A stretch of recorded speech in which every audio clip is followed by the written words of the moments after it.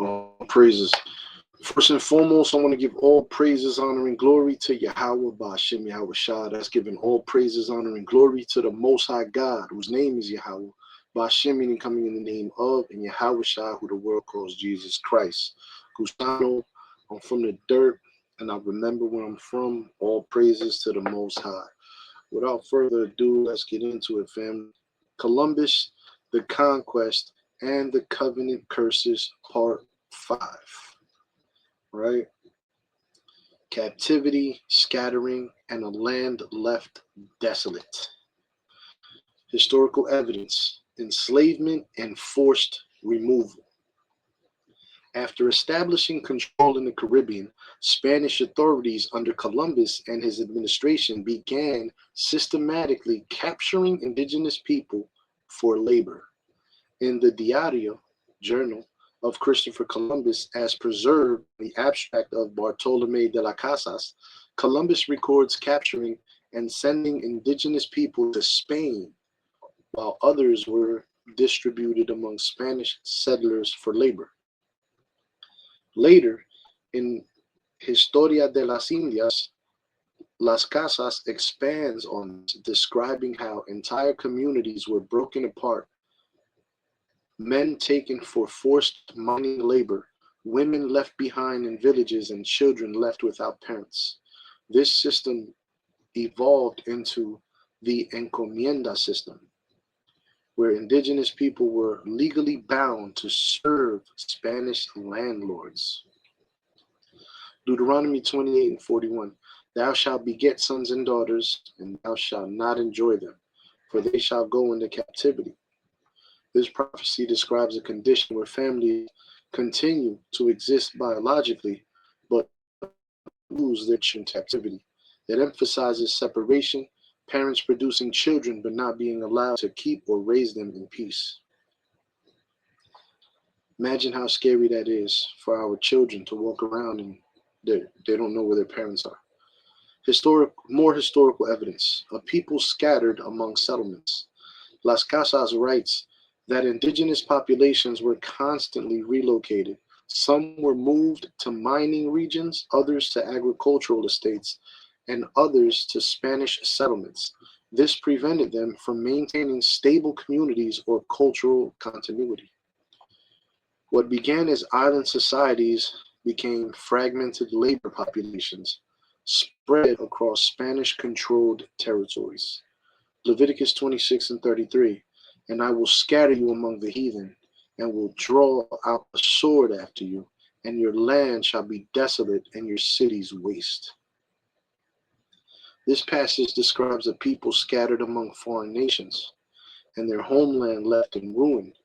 The scattering is not just geographical, it is also social and cultural destruction. More historical evidence. Captivity and forced labor conditions.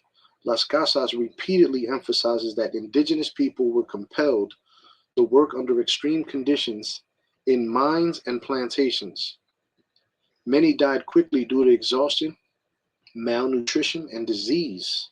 Survivors were often too weak to resist further exploitation. He describes this as a system of continuous forced labor rather than temporary servitude. Deuteronomy 28:48. Therefore shalt thou serve thine enemies, which Yahweh shall send against thee again in hunger and in thirst and in nakedness and in want of all things, and he shall put a yoke of iron upon thy neck until he has destroyed thee. These scriptures have so much to unpack when it comes to paralleling them or correlating them to the events that took place when these conquistadors got here. Again, I'm going to be repeating a lot of these scriptures throughout this series. This prophecy describes total dependency under enemy rule, food, clothing, and survival controlled by oppressors. The phrase yoke of iron represents severe bondage and long-term domination. More historical evidence. Land left in ruins. Las Casas describes once populated islands becoming nearly empty due to war, forced labor, starvation, and disease. Villages were abandoned, fields left uncultivated, and entire regions depopulated.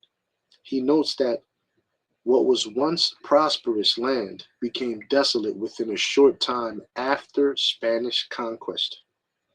Leviticus 26 and 31. And I will make your cities waste and bring your sanctuaries unto desolation, and I will not smell the savor of your sweet odors. This prophecy describes cities becoming ruins and places of worship becoming desolate. It reflects total societal collapse, not just military defeat. More historical evidence. Removal without return. Captives taken by Columbus and later Spanish authorities were transported across the Atlantic or relocated within colonial territories.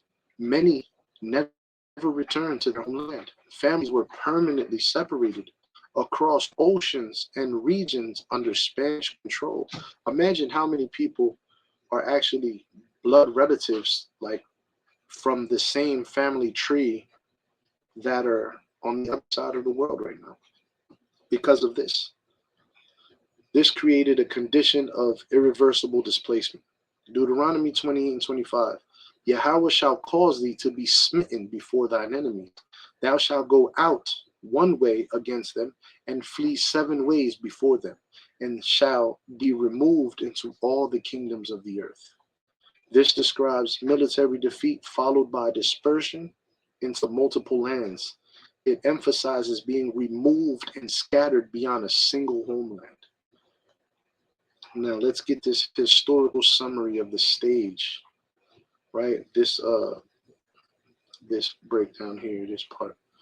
Early Spanish colonization under Columbus and his successors produced forced removal of indigenous people from their homeland, breakdown of family structures, distribution into labor systems, population scattering across territories, collapse of original settlements, long-term displacement without return.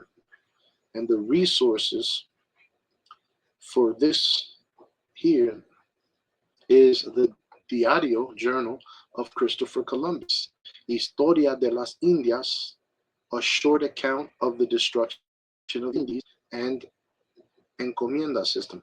These are books that you can, do the research, family. These are historical evidence books.